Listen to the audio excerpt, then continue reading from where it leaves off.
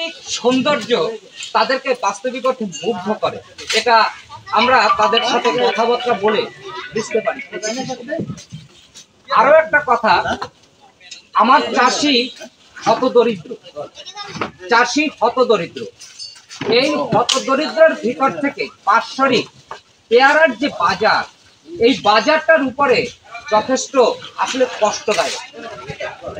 পেয়ারার মৌসুমে আমরা এখন একটা চাষি বাজারে গিয়ে পেয়ারা বিক্রি করে, এখানে যারা খরিদ করে আপনি দেখতে পাচ্ছেন এই যে কার্টন তৈরি হচ্ছে, এই কার্টনে করে যারা পাঠিয়ে, তো বিভিন্ন একটু মালটা যদি একটু নিয়ম হয় সেক্ষেত্রে 250, ভালো হলে 300, আবার ফ্রেশ কাটা হলে ওই 300, এভাবে।